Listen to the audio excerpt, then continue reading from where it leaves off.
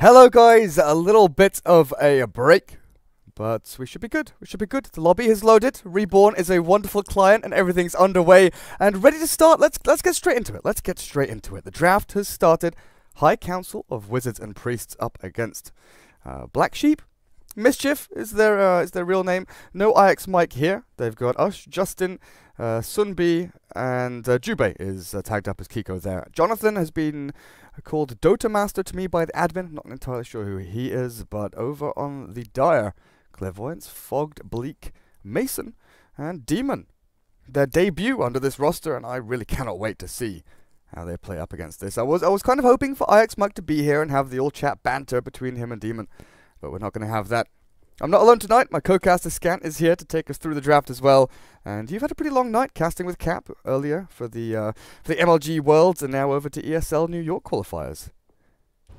Yeah, just, you know, I'm getting around. I feel a bit loose today, but looking forward to this series. And as you said, it's an interesting team doing a debut. They've got a lot of big personalities and everyone's got rich character and history, and interesting to see how they do it together.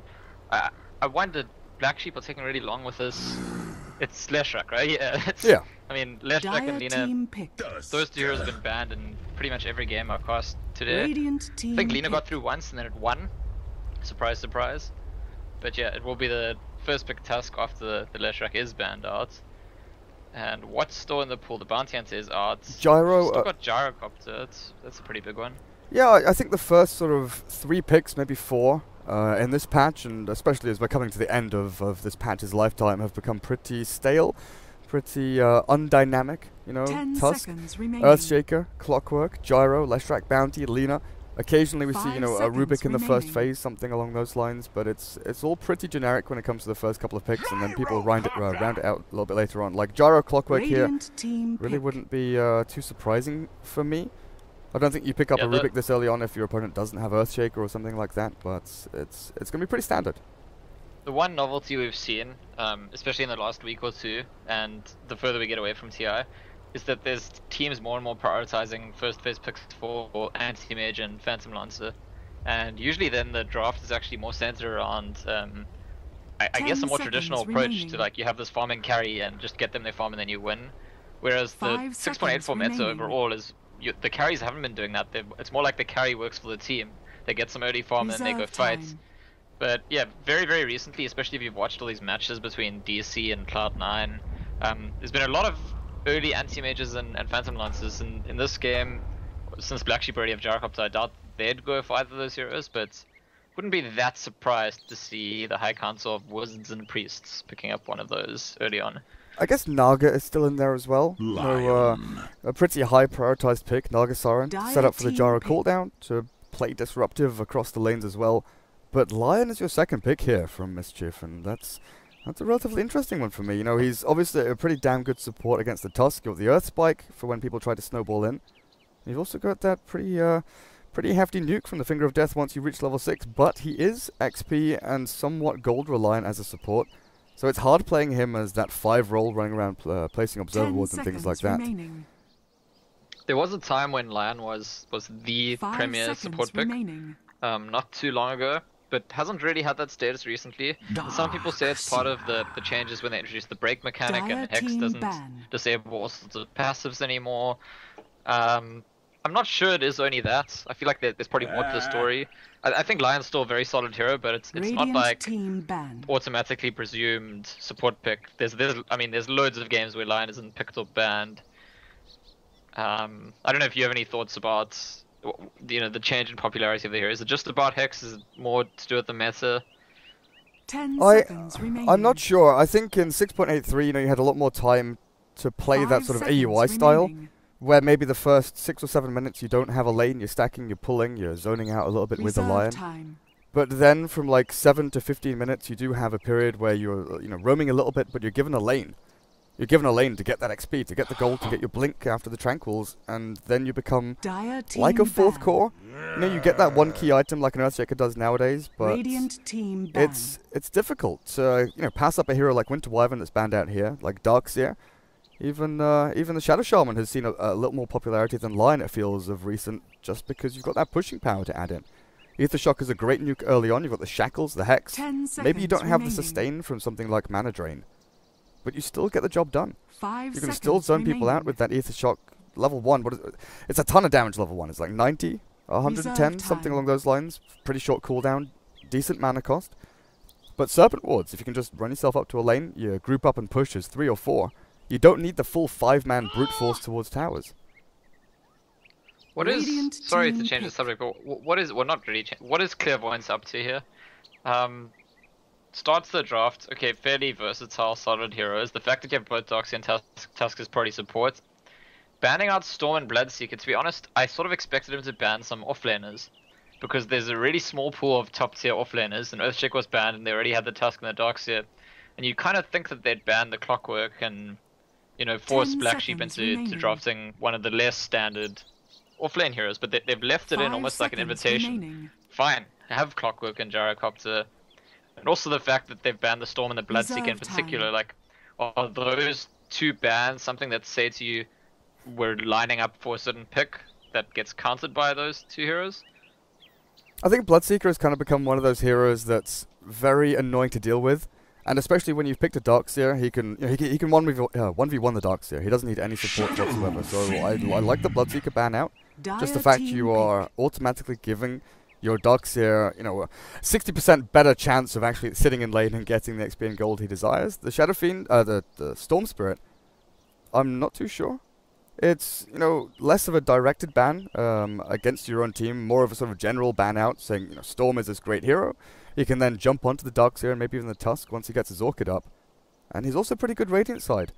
You know, Mischief on the 10 Radiant seconds side of the map, remaining. they've got the 2 jungle camps close to middle lane that can be stacked up by someone like a Lion. 5 seconds And then Storm remaining. can head in there to clear them out and get himself a good little lead. Which Shadow Fiend now picked up will actually take Reserve that role time. himself. Sorry, I keep calling them Black Sheep because that's what it says here, but They're officially called Mischief, but yeah. I don't know what. I guess Radiant because team IX Mike's not here to captain his team, you know, they're getting away with a little bit too much. and Justin's tag actually says BS, so I was wondering, it's a little bit confusing, but yeah. They do pick up the Dazzle now, and it does, yeah, I do buy the interpretation of banning Storm and Bloodseeker for independent reasons, like they're strong, scary heroes to deal with. But at the same time, when you're hiding your main 10 cores seconds for this long, remaining. I want to say that those are maybe targeted. I'm thinking maybe they Dire want to team get pick. something like a Slok. Anti-mage. Okay, it's Anti-Mage, but I Okay. was gonna say Slok is a hero Radiant that gets team countered by both those ban. heroes. Anti-Mage actually kind of too, to be honest. Anti-Mage doesn't like being ruptured, and doesn't like being orchided or rolled on early on by Storm either. So they didn't go for the first phase Anti-Mage as we've actually seen a lot out of, in particular, Cloud9 10 recently. seconds But they've got remaining. the Anti-Mage nonetheless. But they're still missing out on their mid hero. And up against the 5 Shadow Fiend, what seconds do you have remaining. left? You know, you could go for TA over on the Dire side, but it's banned out straight away by Mischief. Dire And that was the one team hero I was ban. looking at, thinking they've got pretty limited options here, actually. Wind Ranger, TA both gone. There's no Storm. There's no Leshrac, obviously, taken out in the first phase. There is that one hero, though, that always, you know, slips the mind of commentators and kind of filters her way 10 through the draft. seconds It's the Queen of remaining. Pain. She gets ignored so often nowadays when she was, you know, 5 first pick, seconds first ban remaining. material before and at the start of TI.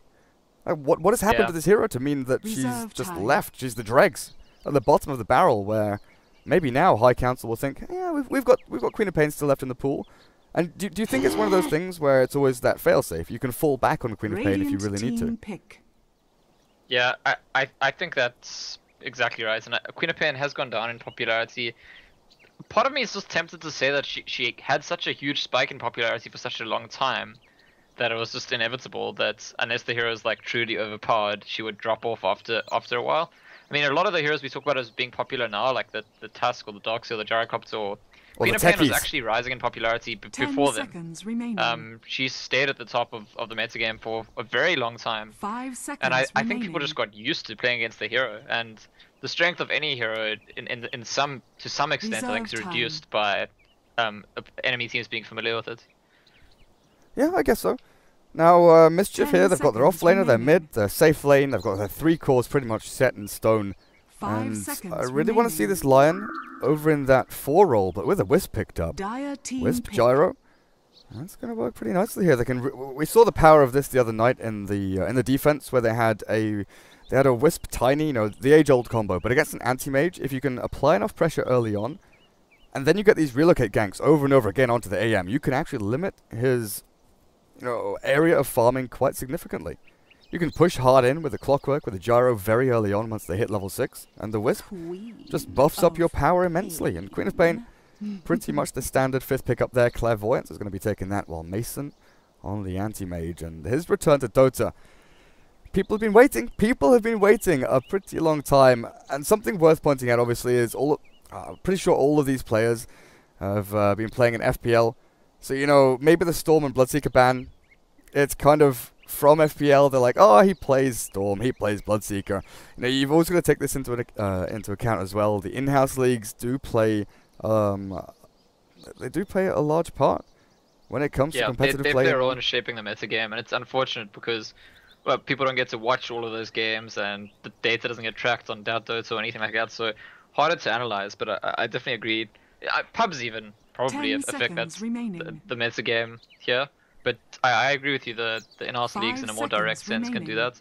I'm wondering, you were saying right before they picked the Wisp, you thought Lion needs to be in a 4 position, and I kind of agree because it seems like he's their primary tool for getting kills in anti-mage, shutting him down.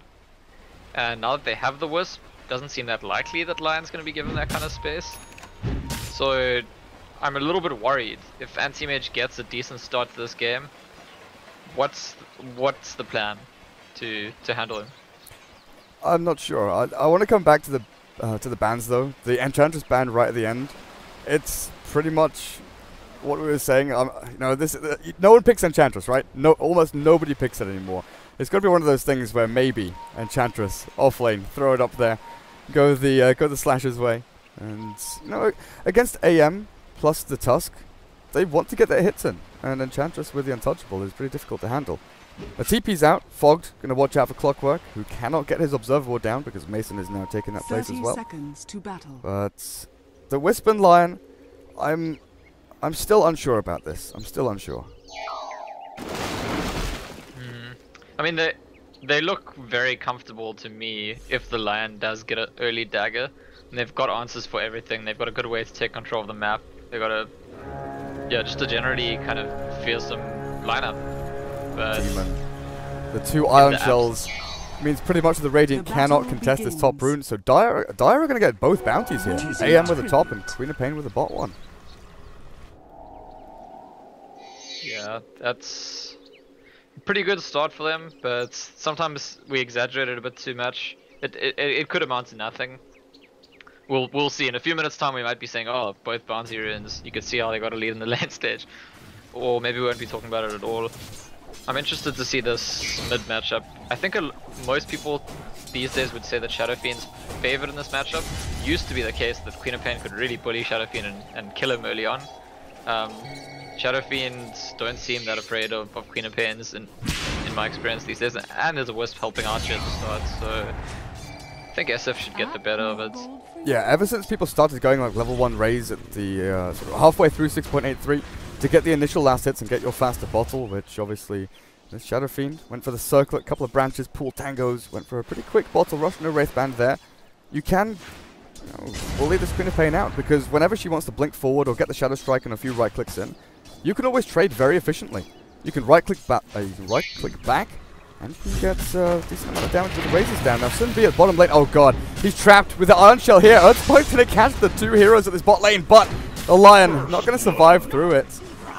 Demon and Fogged, the Tusk Ducks here off lane. That's pretty nasty. And we've seen a lot of dual off lanes in our time. Undying Phoenix, the Ducks here. A lot of them, include Undying, but Tusk Techies, Tusk Ducks here. The fact you've got that decent long-range initiation with a snowball, with the shards to block people off, and that extended duration on Iron Shell, you just cannot understate it. Yeah, and it's really not where you want to be with that early death in your safe lane, and to some extent it's actually worse than if they killed the gyrocopter. I know it's counterintuitive, but when you have a support in such a difficult position, we've spoken about how he needs to get value this game, but it's also a solo support lane, like struggling to even get to boots. Probably going to struggle for a long time to get to boots, and now has to be worried about them going on him every single time he goes near to the lane. He's busy trying to unblock the full camp because that's the safe way for him to have an impact, but he's gonna miss the ward. And he's kind of stuck now. What does he do? How does he can't leave gyrocopters alone, but if he goes in range of the enemies, they're almost certainly gonna try kill him again. What do you think the reason is for the clockwork up at top blocking off this camp? Because he's placed a sentry in the large camp here. And usually as a Radiant offlaner, especially, you know, Beastmaster and things like that, you do want to pull across to control lane equilibrium. I guess with the cogs you do have a mechanism to do that already, so you know, you are blocking the Dazzle from doing the pull through to try and reset, and I guess that's what he's looking at here.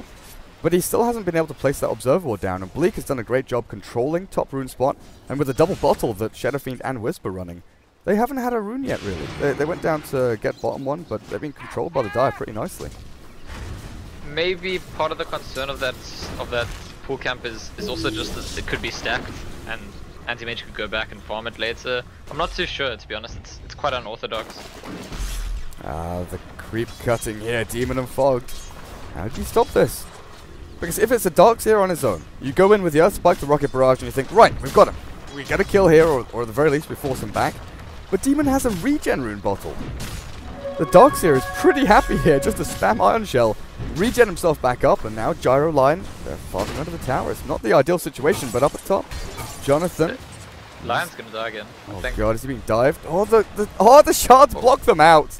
They can't actually go in for that, but they'll find Justin. They've got the snowball, they've got the double Ion Shell, and even with the Rocket Barrage back and Earth Spike to slow them down a bit, they'll still get the kill there. Yeah, problems, and this time it's the Gyrocopter goes down. Oh, Clairvoyance! He's found Ush, but Ush turns back and fights him. The tether! That was super close there. Clairvoyance with a level 2 Scream and 2 in Shadow Strike. Thought he had the kill. But Jubei on this Wisp, the tether, the overcharge, made damn sure that Ush stayed alive. Yeah, and Wisp is, that's one of the specialties of this hero, to be honest.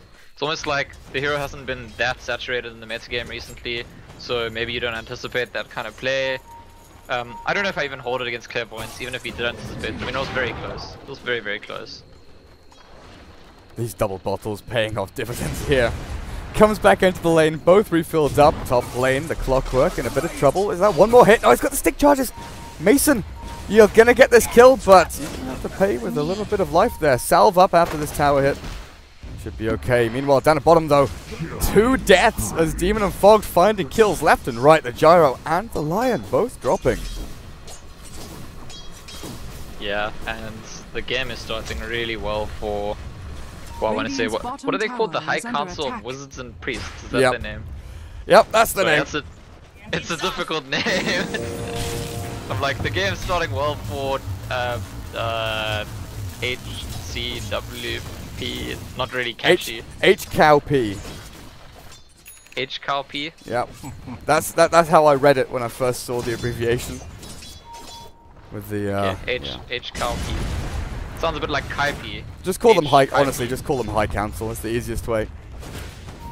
Okay. Or we could say Mason and the Boys. I'm sure like North American fans will appreciate that. Yeah, Demon and the Boys. Or Demon and the Boys, maybe that's better. Mason, Demon and the Boys. So this middle lane... they're gonna watch this now and have an argument about like which of their names should be used. Of course. Clairvoyance has a DD and he's gonna try and go and get the top rune, but I'm sure Ush doesn't pick that up for himself.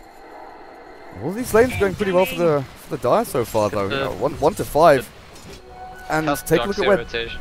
take a look at where Demon and Fog are right now. They're looking for the stack, but they're gonna find a Shadow Fiend instead. Ush, you're trapped! The Wisp, can he save him this time with the little heal out as well? Maybe he can stick charges and heal up.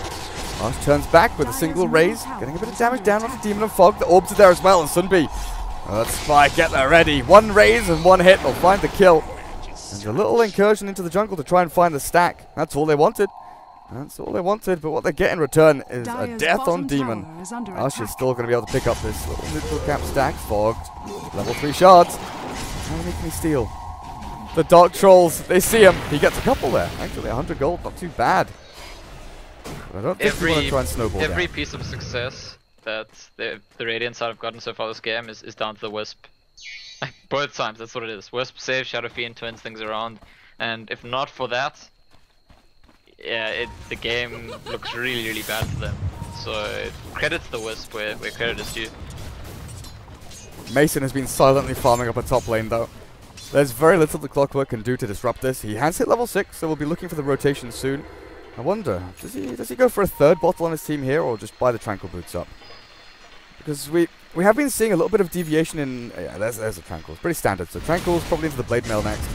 But we've been seeing a few deviations in builds. Oh, bot lane, the dive again, the cooldown will land, and Justin kept alive by the Wisp. Kiko, Jubei, whatever you want to call him, keeping this game alive for the Radiant. And now they pretty much balance things up, 4-5. But his rotations have definitely made the difference here. It feels a bit like HC, the High Council are just kind of like not ready for the hero. Like each time it surprises them. Oh, there's this Wisp that can do these things. Yeah, I wouldn't say that if it happened only once, but it's not like 3 times a very similar situation comes up. So it definitely credits the Wisp, but also you have to ask at what point do High Council just start respecting the Wisp. I guess they don't care that much because the anti-mage is free farming anyway. And we did say at the start of the game, the enemy lineup is not very good at dealing with anti-mage if he's free farming. And there's a Midas on Shadow Fiend, which that's a throwback. Wow, that's an Arteezy throwback to what, a start of 6.83, maybe even earlier. Was that before 6.83? For ages. 6.82 maybe even when he was playing Naga. Naga Shadow Fiend at mid, buying Midas on SF. That is a long old time since I've seen one of them.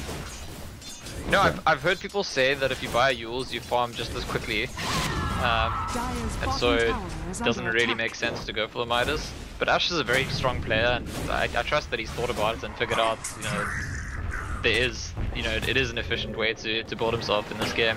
And definitely it does feel like every bit of extra, farmability and scalability you can get in this game where you're going to be up against an anti-mage who looks like nothing's going to stop him getting his battle free at a good time. If they don't have a way to completely shut him down, they want to make sure that their cores are as big as possible to just take him on late, I guess. Yeah, you can compare the farming aspect of Yules and Midas, but the one thing I'd look at here is the kill potential. Against blinking heroes like Quap and Anti-Mage, sure, you've got the hookshot, you've got Hex, you've got Stun. There's the Gyro Funds, they're pretty paid down a bot lane. But with the Yule Scepter, you can get the insta-kills. You can get that Yule's Requiem onto the Quap and Anti-Mage and potentially just find kills with the Shadow Fiend. Midas does not offer you that. It gives you the bonus XP, gives you a bit of attack speed. But we'll see how well he utilizes this as the top rune who gets a DDSF. Razor's gonna miss the first one. Demon just TP himself away. Ush, not gonna be able to secure that kill. Jonathan, oh, did he try and hookshot that? Hookshot's on cooldown. Looks like he tried for it, but Demon found himself a little place in the fog.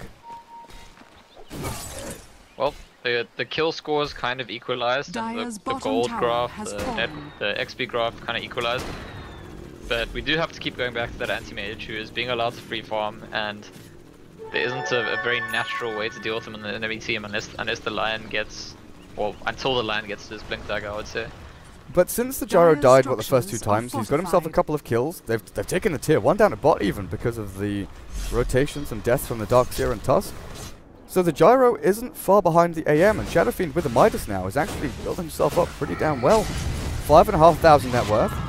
He's well on his way to his next item, which I'm wondering if he goes for the DPS build here, or you still go for the mech, because the Wisp is going to get that delayed mech, right?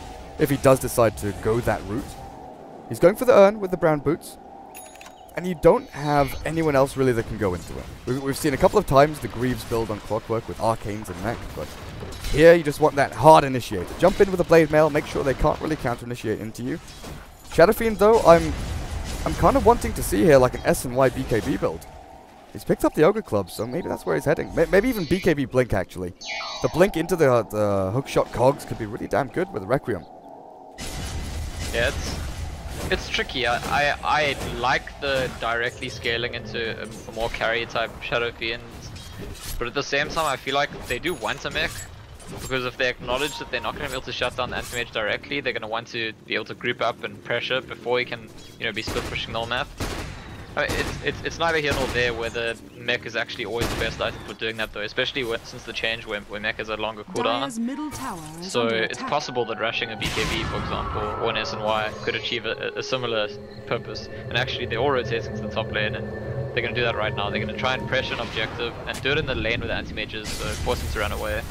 The level 9 gyro, he's on. Oh no! Mason's blinked forward, they've got the hook shot, they've got Justin here as well. Blink is off cooldown in 5 seconds time. Maybe with a grave from Blink, they're gonna have it as well. Mason should be okay to blink himself away. There's no further way of getting himself, or getting themselves into the woods to find the anti-mage. So he's gonna count his lucky stars, he gets away from that one. Bleak though, on the other hand, has no TP scroll, and his tier 1 is dropping. He's stuck there. The trade-off though, the Dire, they're getting a bit of damage onto the tier 1 in middle lane, and the snowball blink forward. Wisp is caught, and Juve, despite all of your best efforts early on in the game to keep your teammates alive, still giving up a kill there. If only there was another Wisp that could come along and tether to him and heal him. But when you're the Wisp yourself, you're not going to get bailed out that way. Shadowfiend has TP'd in, he's got that Invis rune already active. Hoping to get a cheap kill, but doesn't look like he'll get it. I think they saw the TP, they probably even knew that he had a Invis in his bottle previously. So yeah, playing carefully. The trade-off there ultimately I think favors the Dire. I think High Council getting a kill in mid lane, a tower at bot lane. Anti-Mage, sure, he was forced out of his lane for a while, but it was a 5 hero rotation, took quite a while to kill the tower, and overall I don't think it worked out that well. Yeah, and even with his Midas, you know, he's died a couple of times, but he's still up to 1300 gold. His net worth is through the roof. He is even with the Gyrocopter, with his offlane Darkseer, and his mech, it's going to be up and running pretty soon. So if you are going to see this this relatively early aggression from the Radiant with the tower pushing they've got, the relocate ganks on top of the Crossbow hookshot, which is something we haven't really talked about. The mobility they do have across the map here with the combos that are available for them, they can catch heroes off guard. Which is why I think that Queen of Pain and AM with the Blinks, the Surge from Darkseer, the Snowball and Tusk, and the Grey from Dazzle, the Dire side have 5 heroes that are all very well equipped to deal with it. And Justin here, caught in the shards, Clairvoyant doesn't really want to get up in the face of Ush though. The illusions from Shadowfiend proving a little bit too much and forcing them back, so another tier 1's going to drop. Now it's 2 mod contest. Just spam out your spells. While Mason, with his lovely headdress, before Battle Fury, mind you. Yeah, I was gonna say, this is a build I've seen a few of the recent anti-mage going for. Finishing the Poor Man's Shield, getting the headdress, and then completing your Battle Fury. It seems like it gives you, I think, a bit more room to clear some jungle camps early on, even before you have the Battle Fury, without needing to tank too much damage and go back all the time. And it allows you to have something to do in between the free lane farm time. Although he's staying away from the jungle right now. I guess the entire enemy team's off the map. They're smoking on actually the other side of the map. But Mason doesn't know that, so just playing it safe. It's actually Demon who's likely to be in trouble if anyone is. He's fine. I say that now, like he's fine right this very second. But he could equally just run himself out. Sun B gonna get spotted here, gets the Earth Spike onto 2 with the weave down onto him though, not catching Gyro. Wisp comes in and saves him. Clairvoyant Sonic Wave, but he's nearly nuked into oblivion by Justin coming in. The Snowball, Bleak TPing away, and there's nothing to stun him just yet. Should be able to get himself out, and the final punch from Fogged will trade his life for the death of the Lion as Wisp is escaping with 50 HP. That was a pretty awkward engagement as now Mason finds himself battling it out with Jonathan a little bit towards the top rune spot. But Clock has Blade Mail, and like you're saying, this early power from the Gyrocopter, who, since we saw aggressive from CDEC do it, hitting level 7 or 8, TPing around, finding these kills in early team fights. I'm just wondering if High Council do have the tools to handle it. Now with the mech on Darkseer, they kind of have to group up themselves. Maybe go for this 4-man death squad, look into the enemy jungle, and try and do something similar that they just accomplished. You know, Clairvoyance escaping there was a little fortunate. He nearly died, but yeah, in the end, I wonder it's a if High Council, when they smoked into the enemy jungle there, were they expecting to find multiple heroes, or were they just going for the SF thinking he's alone? Because the way Mason was playing, he thought the enemy team was smoking to his jungle, and so I think they might have just been caught by surprise to run into so many heroes. But Dazzle and Anti-Mage trying to go for Gyro. Oh, the Witch relocate. Who's he bringing in? No one. He's actually alone here. AM, Dazzle, Bleak. Oh man, he's dropping low. The Grave will keep him alive though. Now the Snowball into the Vac as they try to chase down the Wisp. Punched up into the air. Requiem Demon dropping low. The mech not enough to save him. And now they turn it back around. The Wisp doesn't take the gyro back as they want the secondary kill. Tusk and Darkseer both dead, and Jonathan pushes Mason back. He's got no hook shot, but Ush hasted. Looking for the right clicks in. 1 second. He's got the blink ready, and the raise misses. Mason gets himself over the trees and far away, but is it far enough? Ush is still on the hunt, looking for the hits and looking for the kills. But Anti-Mage, he's okay. What is that kill attempt to start with? I mean, Anti-Mage and Dazzle trying to kill Gyrocopter. Even if there's no response, if no more heroes come, I just don't see that kill happening at all. They had the Tusk coming in from the side as well, so I'm wondering if it was just a little bit, not miscommunication, but there was sort of a second off synchronization there with the jump forward. Yeah, I guess not quite perfectly coordinated. It struck me as strange because usually Anti-Mage drops the Battle Fury, all he wants to do is quickly farm up a storm.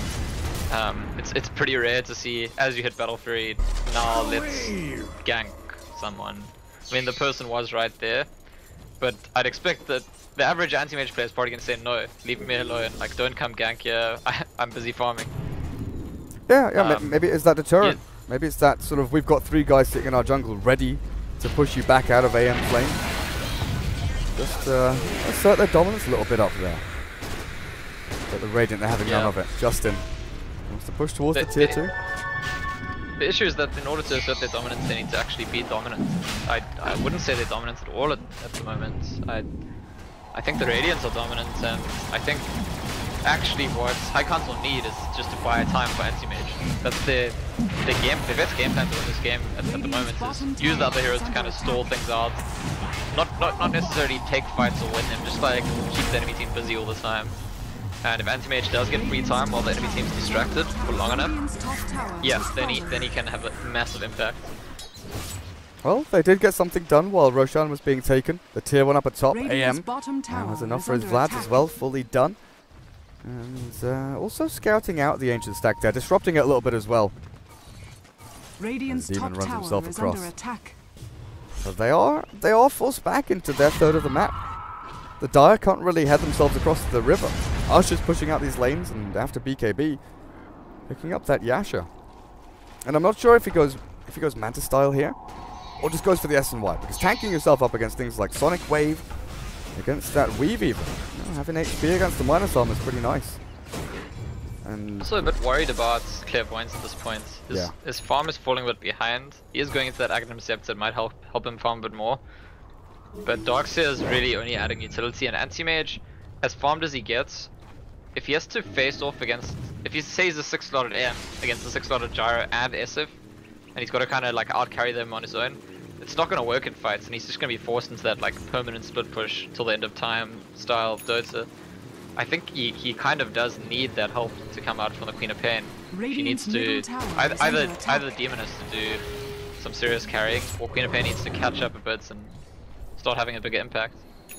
Yeah, it takes some serious itemization to actually go for that battle Anti-Mage. You know, you've got the Vlads, you've got the Battle Fury out for AM, but often if behind, we've seen Anti-Mages go for things like BKB and then into, your Butterfly, your Basher, things like that. And Manta style, as great as it is, sometimes you just need that raw fighting power, but he's still going to go for it, help him split push these lanes a little bit more, and gives him a lot more tower killing potential as well. And I guess, if you're looking for the team fight, maybe AM's job first. Maybe he wants to initially jump forward onto the Wisp, because that is the hero. That's the hero that's been really dominating this game so far, I've got to say. The Wisp, he's 1-1-7, he's got a bunch of assists to his name, he's nearly got the mech done. And once he gets up into mech, Arcanes, Greaves, I do not see them killing the hero he's tethered to. They do not have enough lockdown, nuke power, or anything to kill that hero. So they basically have to go for the Wisp first, or they have to target someone like the Lion. Then you're dodging things like hookshot. You're trying to dodge out of that and defending your towers right now when they've still got Aegis for how long? Oh, the timer's bugged. I guess they've still got Aegis for like another minute and a half, 2 minutes, something like that, right? Radiant's bottom tower. They've got it until Reborn decides they don't have it. Yep. I guess. But yeah, you're probably right. Minutes or 2. Oh, back into the wall. Oh, she's gonna die here. The Sonic Wave catches the courier. Oh, is he still alive? How is he still alive? He pops a regen rune as well. Nobody's dead. Aegis is not gone. Really bad for HCoW&P because they use their combination now. And if the wall runs out, Zombies just Going in. He should be okay though. But yeah, Ush, now he has a minute and a half left on Aegis. But with that wall, the long duration it does have, it's still difficult getting up there. Tier 3 is dropped though, and that's the main thing they're looking for. Maybe now they can push back up, clear out the creep wave. Negative weave goes back up on them. And Sunbeam, without this blink dagger, it's difficult for him to jump and find a target though. Which is why Jonathan is standing on the low ground looking for the hook shot in. I think this might be a free set of Raxes. Oh, Qualifier is actually back up because she got the axe before. So I guess they can try combo again. They won over the wall. They could try vacuum into Sonic Wave again. How do they... Like, there's a Sonic Wave. There's no... Oh, the vacuum's late, but they push them back into the cogs. They're actually trapped in a cage of their own design. Mason comes in. The Mana Void does nothing. He's hexed up on the back end. Fog now dropping low. Graved up to save the AM as the snowball comes through. And they look for the Wisp. 2 hits. He's down and out, but Tusk is gone as well. The AM blinks himself away.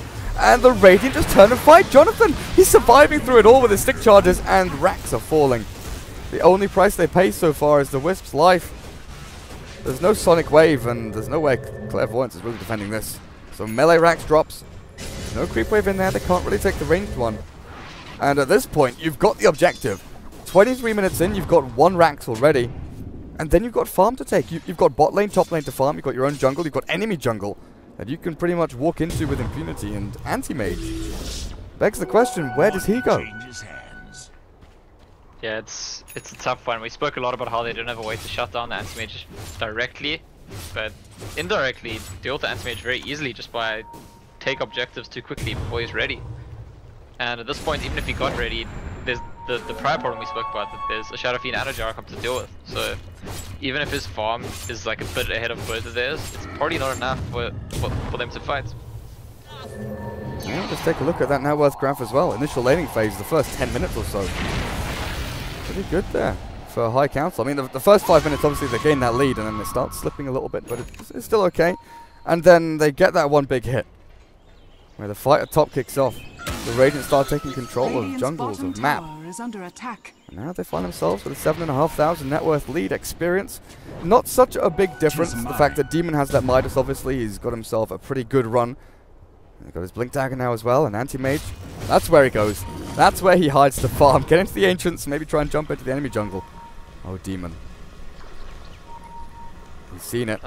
He's seen it. There's an observable there. He's watched the Lion. He's watched the Gyro. He's going to decide to TP away. He doesn't really want to get involved here. The Wisp is heading up to top, though, and Clairvoyance is going to scout this out.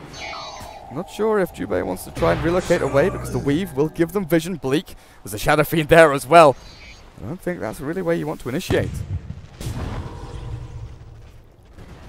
Yeah, it's not where you want to initiate. It's a situation where if Queen of Pain blinks forward, she actually ends up dying, I think.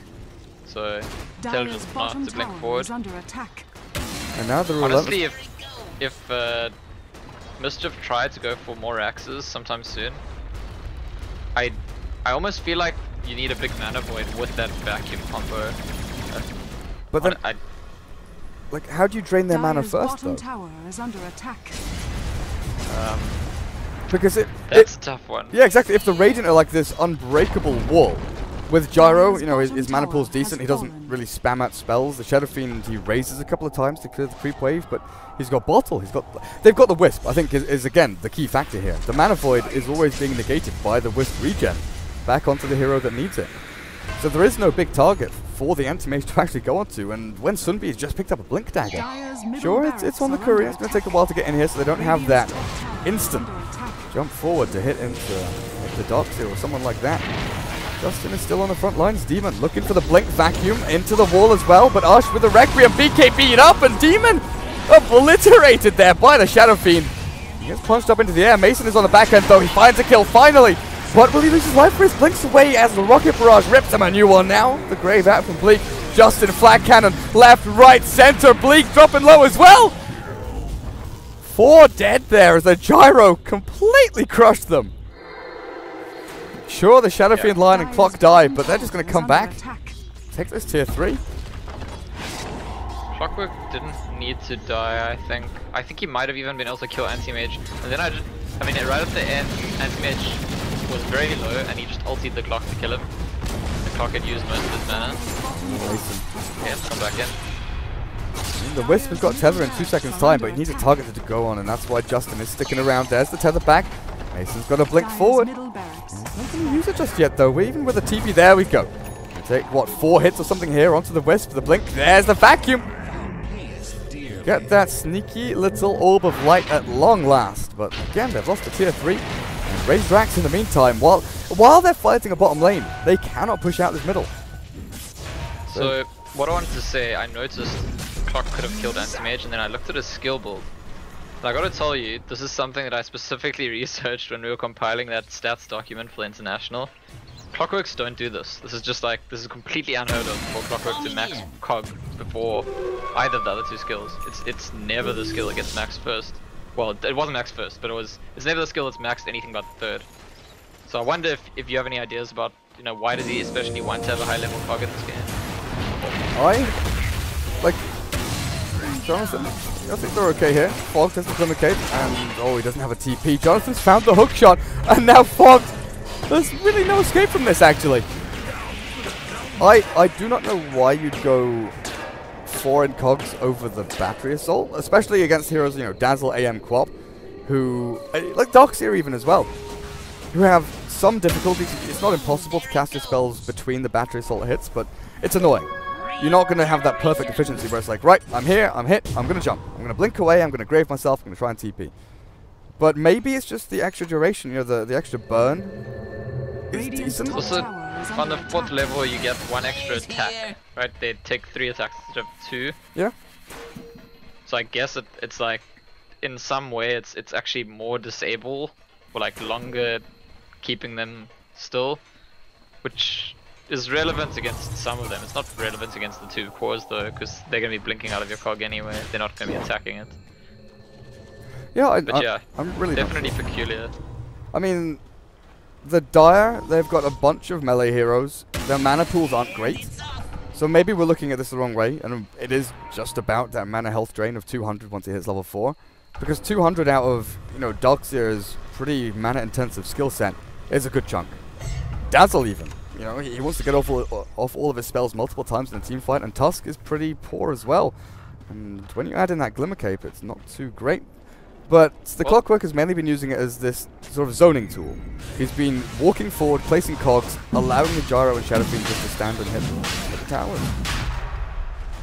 Yeah, in the previous fight, just the way it worked out, if he had a high level Battery Assault and he used it at the end, he would have killed Anti-Mage. And instead he had a low level Battery Assault and chose to cog the Anti-Mage. Anti-Mage got knocked back and then just turned around and mana voided. Which I don't think he would have gotten off that easily, but yeah, I'm gonna just pay close attention. Oh, the blink forward, the back, woo!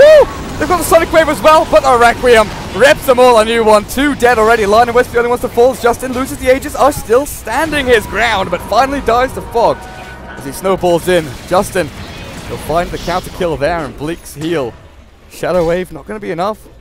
So the trade-off there, the Dire, yeah, I'm pretty sure they come out on top. You know, they get pretty even trade across the heroes. You know, 2 supports and mid for your mid off lane and support. But it's the Aegis, the Roshan, that one thing that was meant to give the Radiant the advantage to push up high ground and basically end the game, right? It's bought High Council more time.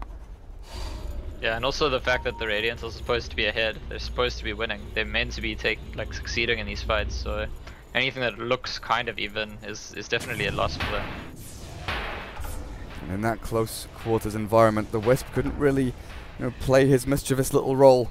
Couldn't really get the efficiency out of the tether and heal and overcharge up. And he's going for the full stats build, actually. He's not gone for the arcane boots into Greaves. The drums, I don't know. I kind of like Vlad's on Wisp in this kind of scenario, where you know you're going to be pushing up high ground and you want to end it sooner rather than later, because you know that you can.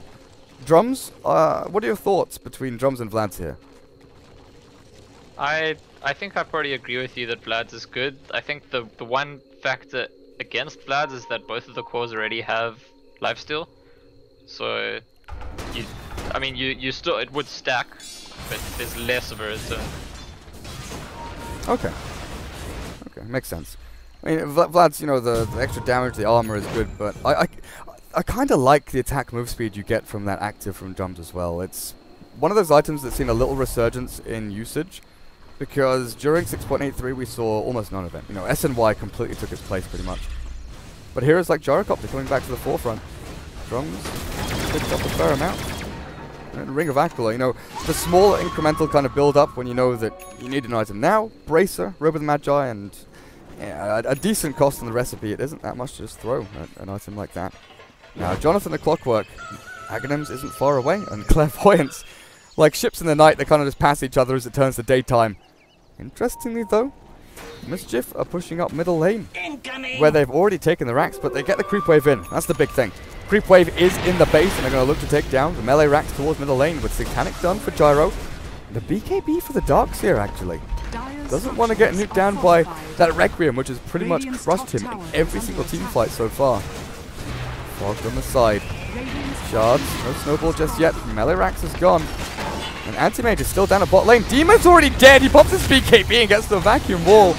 But no one's gone. Arsh gets the Requiem out, and Mason with his BKB up. He's going to try and focus the Wisp, but he's losing his HP at a drastic rate here. Blinks himself away, and that's got to be it. Anti-Mage cannot stand and fight. His BKB is on cooldown. They've lost a secondary lane of racks here. And with the vacuum wall gone, down, and Queen of Pain is out for 40 seconds. Recourse, ways of defending the towers, ways of defending the Ancients, pretty much non-existent here for the Dire. Yeah, HCoW&P is too dependent on their combo at the end there. I mean, Shadow Fiend and Gyrocopter both had Butterfly. Nothing with an MKB. So if you don't kill them with the combo, what do you... He got the Shadow Fiend. Now maybe he'll get the Clockwork as well. No, Mason doesn't want to walk into the Gyro tethered up with a Butterfly and Satanic. Justin, the right clicks are strong. Bleak glimmers. Back into the fountain. So just a statement of intent here as they stay in the base. Fog just TP'd aggressively with the Glimmer Cape. I don't know if you can find the Snowball or the Ice Shards. There we go. They've got the vision with that nice little Observer Ward onto the Wisp, and they've caught him. There's a tether in 7, but is he going to last through this with the Anti-Mage blinking forward? He definitely is not. Still fighting this one out to the Dire. I think I need to reconnect to this game. I thought it might be like right about the end, so I wasn't going to, but my game froze a lot during that fight, so I'm just gonna try and reconnect. Okay. Well, no Aegis for I don't know, another 6 minutes or something like that. I really hate this bugged Roshan timer. Like, come on, get it together. Clairvoyance, what have you got up? Aghanim's BKB still on the way, and this really is the sort of weak link in the chain, draft-wise, or sort of hero-wise. The Queen of Pain couldn't keep up in farm with the Shadow Fiend, who just outstripped her every step of the way. She couldn't gank onto lanes because the Wisp was rotating so well. The Lion was playing defensively, and Clockwork is a relatively difficult target to go onto. Anti-Mage's lane isn't really one you naturally want to go and gank onto either, with the defensive support of Dazzle that you've got. So the roaming squad of like Darkseer, Tusk, and Quap were meant to do a lot more than they actually got up to. And even though they got a couple of kills on the Lion and Gyro down at bot, they rotated across, and maybe that was one of the tipping points, where they had the sort of quad or quint stack over on the Radiant side for this mid lane Shadow Fiend. They had that stacked up, and the Darkseer Tusk went to try and contest or steal. I feel like that's where Ush kind of got that big advantage from.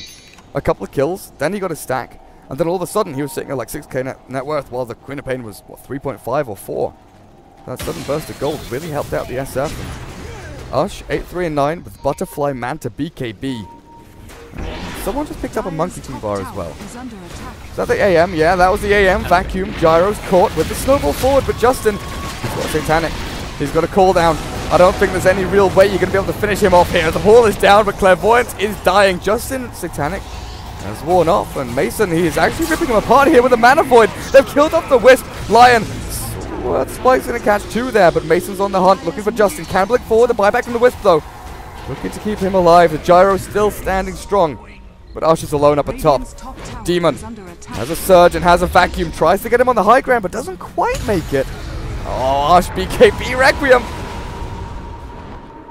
But Mason on the forefront. Gyrocopter.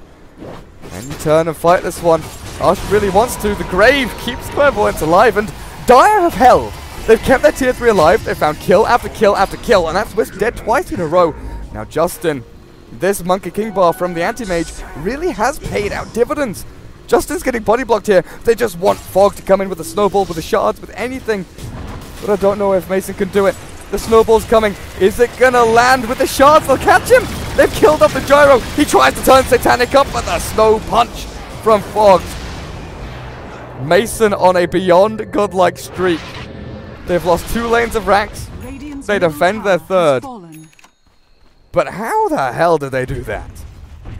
I wish I could tell you, but I'm getting some kind of insane packet loss. I'm mostly listening to your narration and like watching like frames jumping around. Definitely the MKB must have been relevant, because without a MKB there's no way Anti-Mage can be winning those fights against Shadow Fiend and Gyrocopter.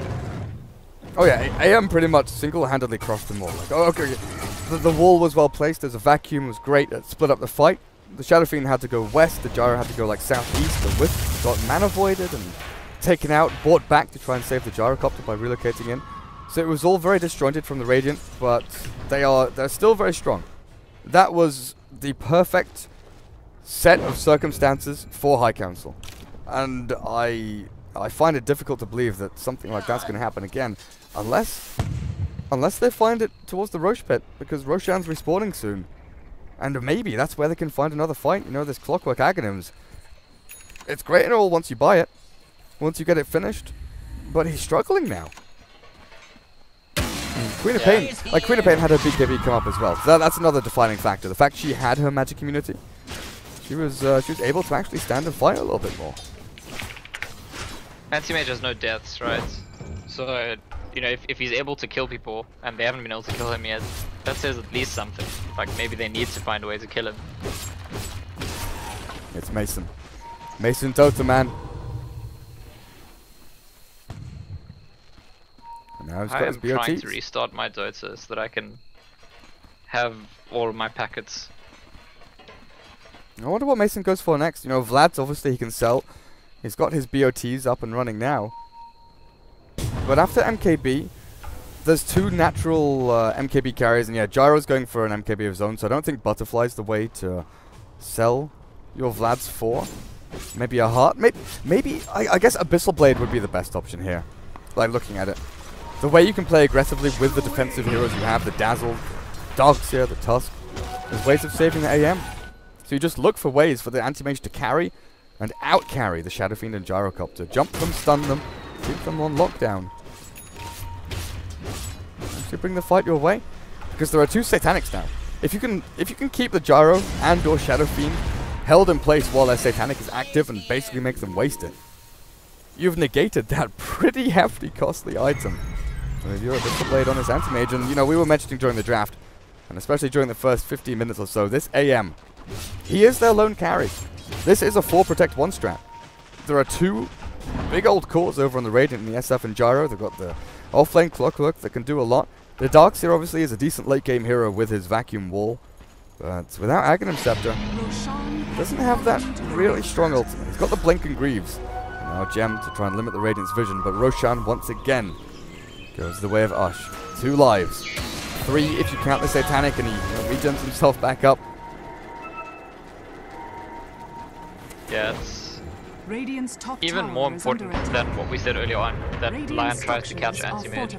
Because at this point, if he gets a chain as airborne Anti-Mage, even if they don't kill him, it's mega creeps. Do they even want to jump the Shadow Fiend here? Mason and friends, they're smoked up inside their own base. But the Radiant don't want an inch of it. Oh shit, he's pushing up a little bit too far forward here. Demon has blinked as well. He's seen the Shadow Fiend. They want to try and find the other heroes that are split, and Justin is that hero. He's got no BKB, he's got a cheese, but the hook shot comes in. They've caught 2. Sonic Wave will fly across, and now Justin, cheese up, Satanic active as well as the vacuum wall comes through onto 3 of them, and Ush with a Requiem does a decent amount to slow them down and reduce the damage, but Mason, he's pounding them! He's ripping them apart, takes down the Gyro. Ush with his Satanic finally gets the damage out and regens up onto Clairvoyance, who desperately wants to kill the Lion. But Sunbi stays alive.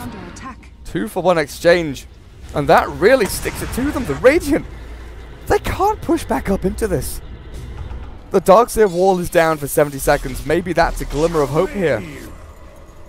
But they lost their Gyro. They do not want to buy back on Gyro. That is 100% what they do not want to do.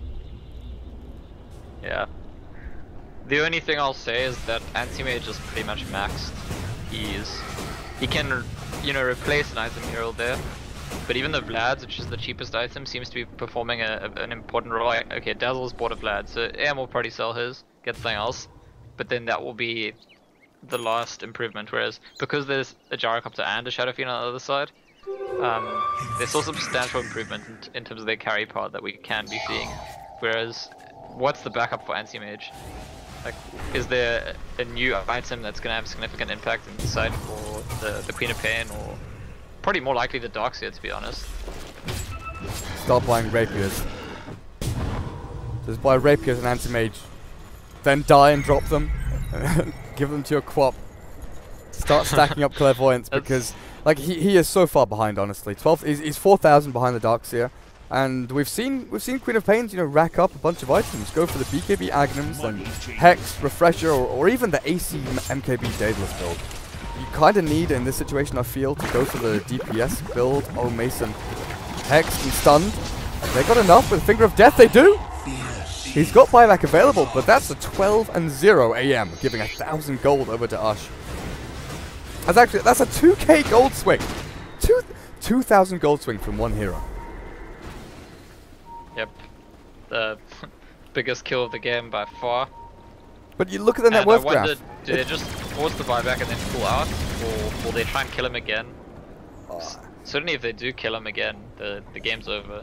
I don't know that they can unless they isolate him like that, because Snowball, Grave, Vacuum, Greaves, they've got a ton to defend him up. And that's, that net worth graph had actually moved itself back down to 0. The XP difference has actually been heading back towards the Radiant after the little brawls we've had here from High Council. The final set of racks, though, taken out. Mason blinks in, Sun B is taken out, and Clockwork, Cogs, the BKBs have gone from the Quap and the AM. Ush still has his with the Requiem. Mason blinks himself a little bit further back on the end, looking for the Wisp, who takes himself to the Gyro. But Jonathan, the Clockwork, he's got nothing left. His mana's been burnt, and Ush has only raised his Vacuum back into the wall, and the Dire are doing it. Mason's graved up. He's just battling against Justin. He has to try and blink away, and he does! The Darkseer illusion is killing off Ush. 5 dead. Aegis brings Ush back to life, but Shadow Fiend cannot stand his ground against the 3 heroes alive here from High Council. Fogged, raised once, but not twice, and he's got a TP scroll to escape. That was ridiculously close. Mason got out on a shred of HP, and if he died there, Shadow Fiend respawns and just goes and gets mega creeps on his own, as far as I'm concerned. That was split second there for Mason when the Grave was ending and he was just killing off the Gyro and Shadow Fiend dying to the illusion. Everything was very, very tightly timed, but the AM knows he has to do it, because if he backs up to go and regen too early there, the Gyro and the Shadow Fiend stay alive, clear up the fight, kill off the Tusk, the Queen of Pain, and then kill off the racks as well. Maybe now with the Butter or the MKB over on the Shadow Fiend, a little more damage, but Mason has gone for a heart. No Abyssal Blade. Tanked himself up that a little bit more. They are still dealing with 2 lanes of super creeps though. Oh, and of course, Anti-Mage can still go for a Moonshard as his 7th item. That's true. He could also, I mean, if the situation was different, I would say he could consider trading in his Battle Fury, but because there's so many Raxes down, it's almost they actually want him to push the lanes really quickly, so Moonshot is likely to be, other than buyback, is next on his agenda. Oh, MKB as well for the Gyro, finally finished, and we saw him start this like 10 minutes ago with the Demon Edge. Finally gets it. It's interesting because Anti-Mage, like, very deliberately doesn't have Butterfly. They've just both bought MKBs because there's a Solar Crest. Now they deal with Respect for Solar Crest. Yep. And that's what I was talking about before, like the Abyssal or Heart, maybe an AC for the AM, something like that. This Butterfly is always going to be pretty much hard counted out by the SF and Gyro. Now the Wisp, who had an exceptional early game, hasn't really had much of an impact in the past 20 minutes or so. He's bought back a couple of times, he's tried to relocate, save people. His defensive movements have been good, but they haven't really found any aggressive relocates. And that's going to be down to High Council, the way that they've been positioning, the defensive supports they've got. They're holding on to their final set of racks, but the relentless brute force pressure here, as Ush just says, I'm done with your shit. Your melee racks is forfeit. I'm going to come up here and try and take it down middle lane, though. The hookshot Clairvoyance has been caught. He's got to use that buyback and come back into the land of the living as the Quap expends her gold. And any dreams of a Shivas or AC pretty much down the drain now. Ush. Got the screens, but he's got the BKB. Ush Satanic up now as Mason trying to right-click battle this guy down. The homing missile will land onto the BKB target. And Justin, he's going all in. He's got the racks. He's got the melee racks. Justin still going to die for this, though. Has a buyback available. But the rest of the fight, how's this going to actually pan out? Clairvoyance jumps forward. Jonathan, is there a stun for him? There's no one to stop his TP. Tower is under attack. So I guess the interesting discussion becomes, because we're headed that way, is this winnable against Megas or High Council? I mean, at this point it feels very, very difficult for them to avoid getting Mega'd. Feels like a matter of time, even though they're doing so well to hold. Could they conceivably win against Megas? I don't know. I honestly don't know. Because that would put Anti-Mage in a situation where he kind of has to deal with 2 lanes at once instead of hard pushing 1 lane. And who else can do it? Queen of Pain expending Sonic Wave to clear out. He doesn't even. No, you don't even clear out a creep wave. You do like a third or half HP to mega creeps. Oh, Mason. Mason's found Ush. And Ush has no TP, but doesn't relocate from the Wisp. Money changes. Wisp, who does have buyback. Okay.